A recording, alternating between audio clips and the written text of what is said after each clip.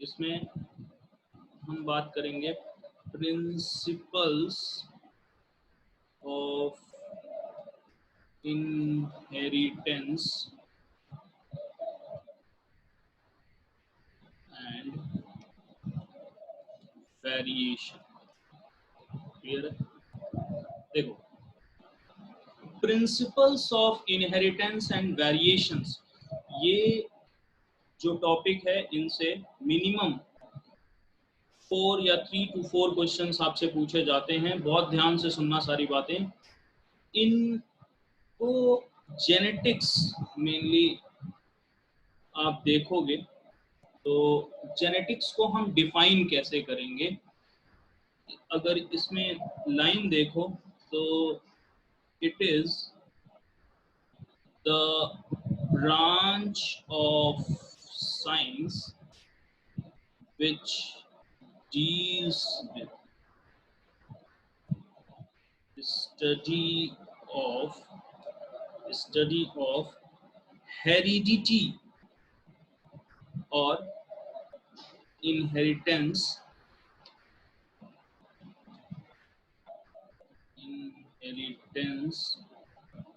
and variation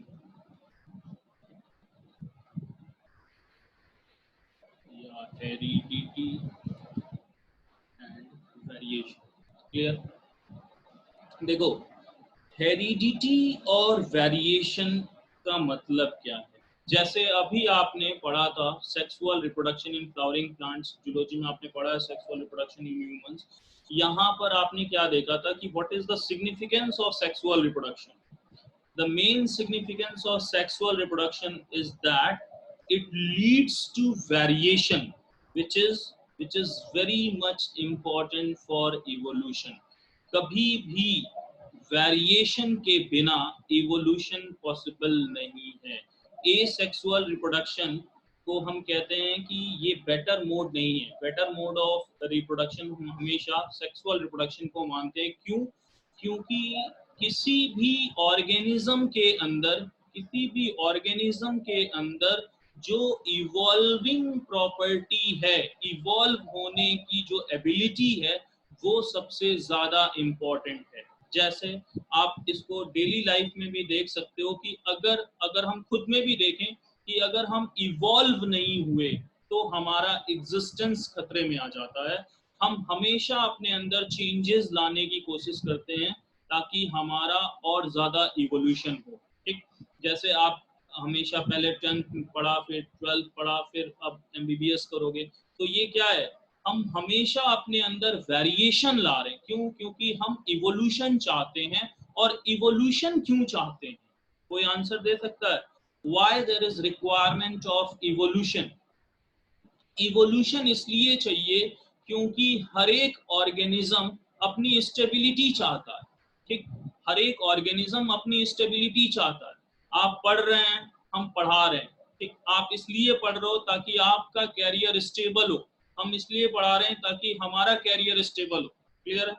हम stable हो। तो बेसिकली ये सारा जो प्रोसेस है वो किसका है? इवोल्यूशन का। और इवोल्यूशन किसी भी ऑर्गेनिज्म के स्टेबिलिटी के लिए सबसे इंपॉर्टेंट रोल प्ले करता है। अब ये जो दो वर्ड हैं, हेरिडिटी और वेरिएशन, इनको कैसे डिफाइन करेंगे? हेरिडिटी का मतलब क्या है? हेरिडिटी का मतलब है transmission of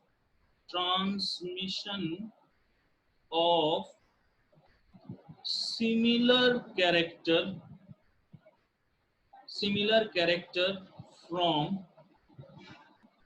parents to offsprings। ठीक, एंड वेरिएशन क्या है? It is the degree of difference. It is the degree of difference between offsprings and parents। Clear? अब देखो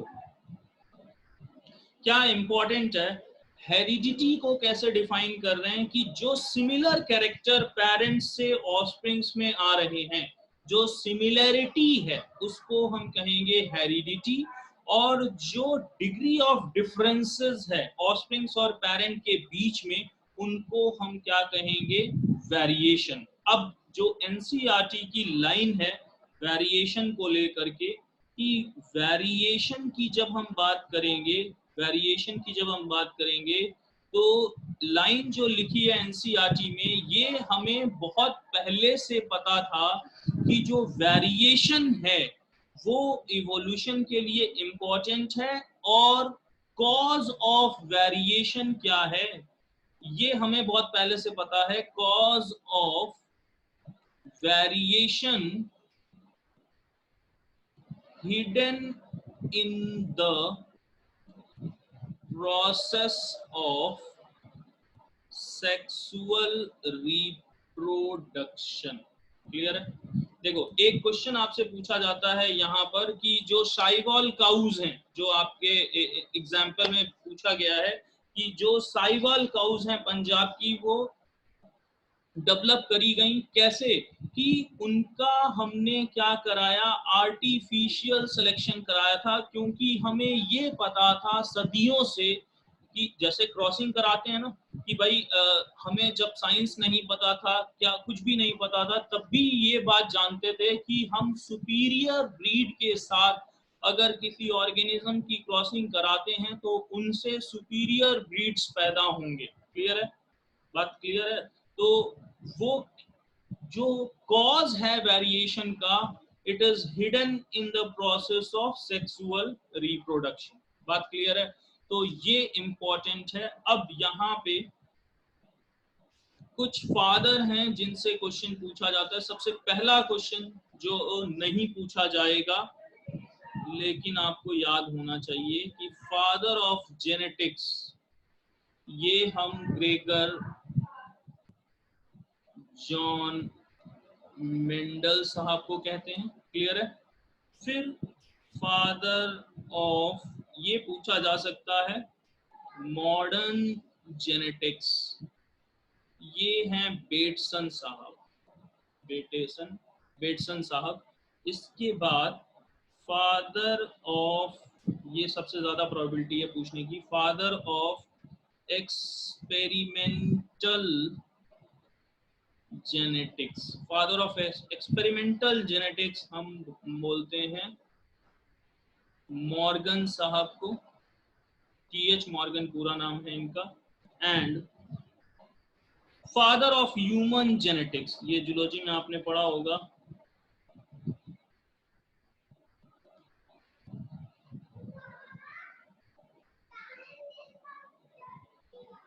फादर ऑफ ह्यूमन जेनेटिक्स, ये हैं गैरॉड साहब। तो सारे नाम याद हुए, मेनली 4 नाम है। ग्रेगर जॉन मेंडल को हम कहते हैं क्या, कि ये हैं father of genetics. Bateson father of modern genetics, Morgan father of experimental genetics, and Garrod father of human genetics. अब इन सारे उसमें जो लाइन है इंपॉर्टेंट वो क्या है, कि सबसे इंपॉर्टेंट ये था कि जेनेटिक कॉन्स्टिट्यूशंस ही इंपॉर्टेंट रोल प्ले करती हैं। जैसे अभी आपने सेक्सुअल रिप्रोडक्शन पढ़ा था, तो आपने फाइनल जो फ्लावरिंग प्लांट्स में देखा था कि सीड का फॉर्मेशन हुआ था। अब एक मैंगो सीड है, एक पपाया सीड है। अब सीड से, मैंगो सीड से मैंगो ट्री आया, पपाया सीड से पपाया ट्री, ठीक, गुआवा सीड से गुआवा ट्री। तो ये क्यों हुआ ऐसा? क्योंकि जो जेनेटिक कॉन्स्टिट्यूशंस हैं हर एक के, वो डिफरेंट हैं, और उसी जेनेटिक कॉन्स्टिट्यूशन से उस ऑर्गेनिजम्स को हम देख पाते हैं कि उनका डेवलपमेंट हो रहा है।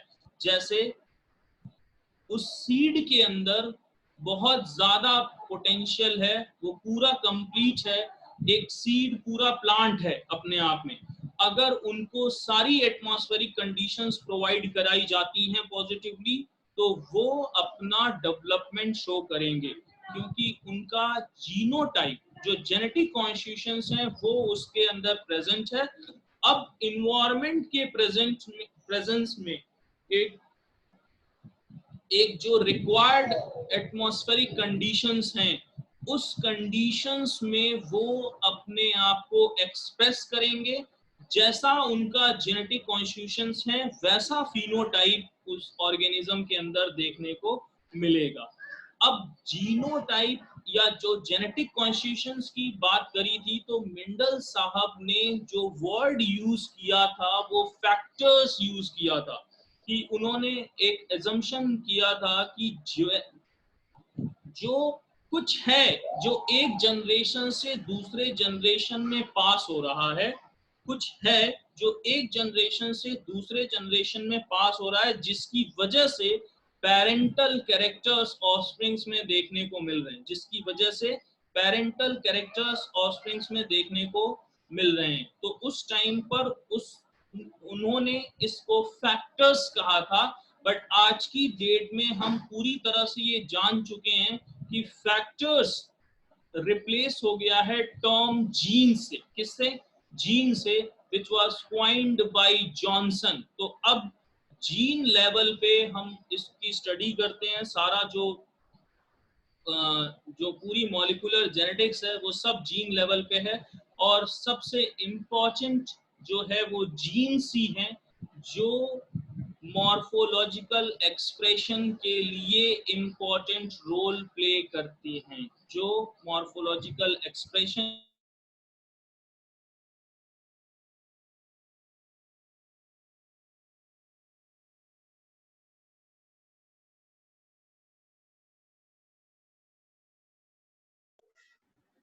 सर आपकी आवाज नहीं आ रही।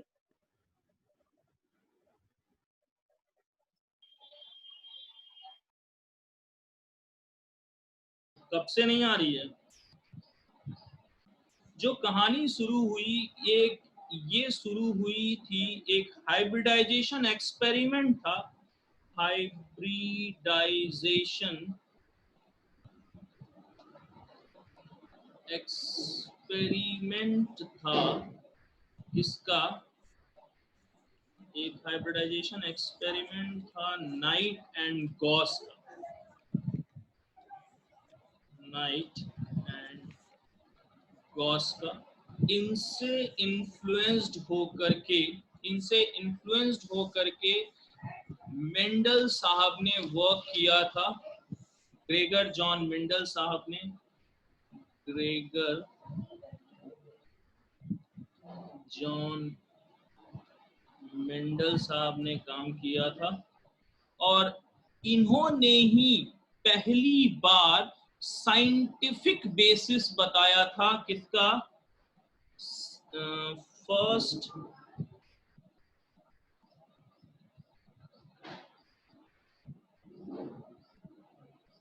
first demonstrate the scientific basis of inheritance and variation। जैसे हमें वेरिएशन के बारे में तो पहले से पता था, सदियों से पता है इंडिया में तो खास करके कि वेरिएशन का जो सोल कॉज है it is hidden in sexual reproduction. लेकिन जो पहली बार साइंटिफिक बेसिस बताया था वो बताया था ग्रेगर जॉन मेंडल साहब ने। पहली बार साइंटिफिकली इन्होंने इस बात को प्रूव किया था। ठीक। अब मेंडल साहब की थोड़ी सी हिस्ट्री आपको जाननी होगी, जिनसे क्वेश्चंस पूछे जाते हैं मेनली।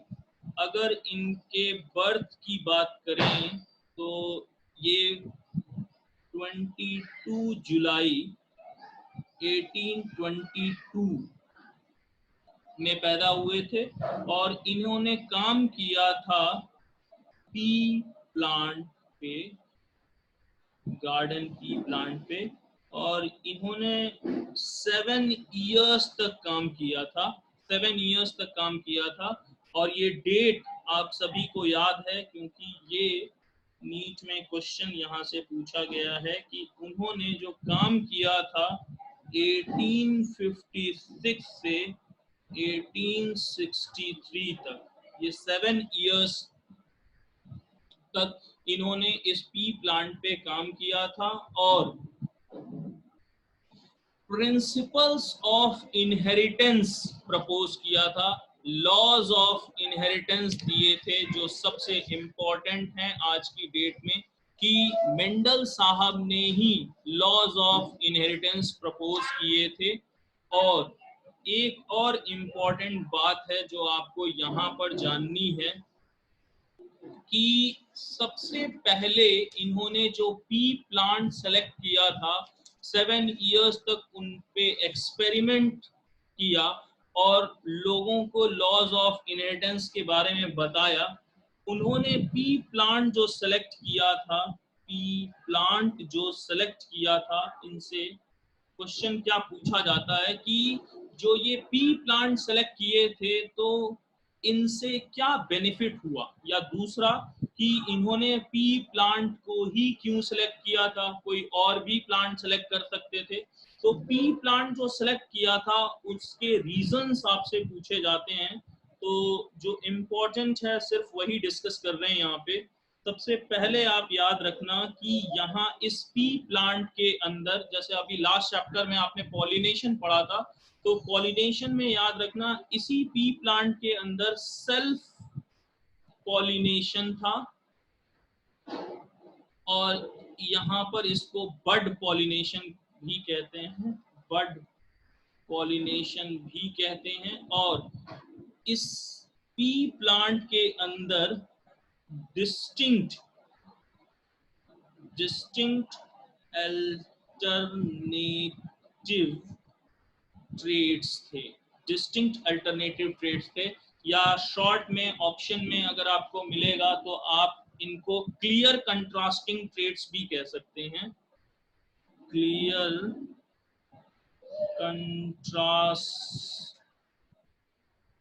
कंट्रास्टिंग ट्रेड्स देखने को मिले थे, क्लियर कंट्रास्टिंग ट्रेड्स यहाँ पर देखने को मिले थे। और एक और इम्पॉर्टेंट बात थी जो पी प्लांट के लिए इम्पॉर्टेंट है कि इनका जो लाइफ साइकिल है, इनका जो लाइफ साइकिल है एक सीजन में ही कंप्लीट हो जाएगा, life cycle completes in one season। तो इससे बेनिफिट क्या हुआ कि जो रिजल्ट है वो जल्दी ही मिल जाएगा, उसमें विलंब नहीं होगा, ठीक, क्योंकि एक सीजन में ही इनका लाइफ साइकिल पूरी तरह से कंप्लीट हो जाएगा। अब यहाँ पर जो टेक्निक यूज की गई थी मेंडल के द्वारा, वो कल भी मैंने आपको बताया था, डिस्कस किया था। टेक्निक थी आरटी इसमें आर्टिफिशियल तरीके से क्या था, emasculation and bagging technique, emasculation and bagging technique, इस टेक्निक को यूज किया था मेंडल साहब ने डिजायर्ड पॉलिनेशन के लिए, डिजायर्ड पॉलिनेशन के लिए, क्योंकि उनमें तो सेल्फ पॉलिनेशन होता था। तो अब अगर डिजायर्ड रिजल्ट चाहिए तो वो डिजायर्ड रिजल्ट कब आएगा, जब डिजायर्ड पॉलिनेशन होगा, तब डिजायर्ड रिजल्ट्स देखने को हमें मिलेगा। बात क्लियर है। अब इसमें एक छोटा सा क्वेश्चन है जो आपको याद रखना है यहाँ पर कि मेंडल साहब ने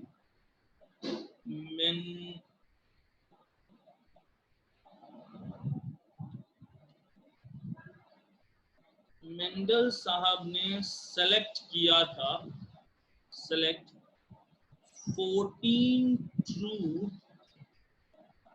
ये याद रखना 14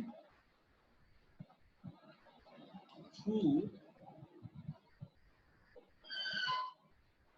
breeding P plant varieties, clear है, ठीक। और इन्होंने सेलेक्ट किया 7 characters, 7 characters in P plant. इन्होंने सेलेक्ट किए 7 characters in P plant. ये पूरा हाइब्रिडाइजेशन एक्सपेरिमेंट में इन्होंने सेलेक्ट किया था। ठीक, अब यहाँ पर एक टर्म आता है जो मेंडल साहब ने यूज किया है, फैक्टर। ठीक, वो लॉज ऑफ इनहेरिटेंस में और ज्यादा डिस्कस करेंगे। आपसे सिर्फ आपको ये याद रखना है कि जो फैक्टर है वही रिप्लेस हो गया है जीन से। अब जो आपको याद करना है एक्सपेरिमेंट में वो डिस्कस करते हैं मेनली। और उससे पहले एक क्वेश्चन है जो 12th बोर्ड में आप बहुत याद किए थे, बस रिवाइज करा रहा हूं आपको। मेंडल के सक्सेस का रीजन। एक तो पहले हम कुछ बात कर लेते हैं इनके सक्सेस के रीजंस पे कि इन्होंने अप्लाई किया था क्या स्टैटिस्टिकल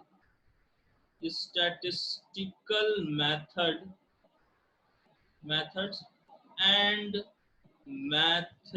मैथमेटिकल लॉजिक्स। अब देखो,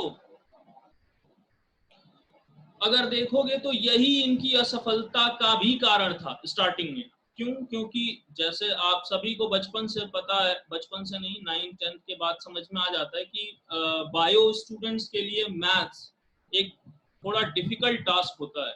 तो एक्चुअल में जो लॉज ऑफ इनहेरिटेंस प्रपोज किया था वो तो बायो का था, लेकिन रिकॉग्निशन नहीं मिला तुरंत।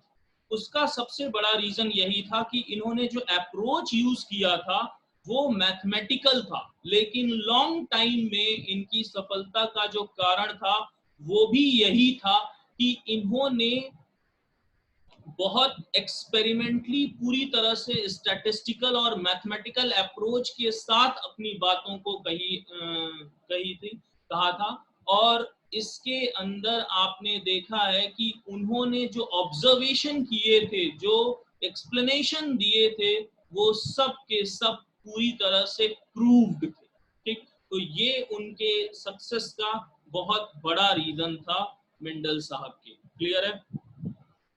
अब इसके अंदर आप देखो कुछ लाइन है एनसीईआरटी की जो हम देख लेते हैं, जिनमें मेनली आपको याद रखना है। एक क्वेश्चन है वहां से कि डोमिनेंट और रिसेसिव ट्रेट, ये जो उन्होंने सेलेक्ट किया था मेनली डोमिनेंट और रिसेसिव ट्रेट, ये किस बेसिस पे था।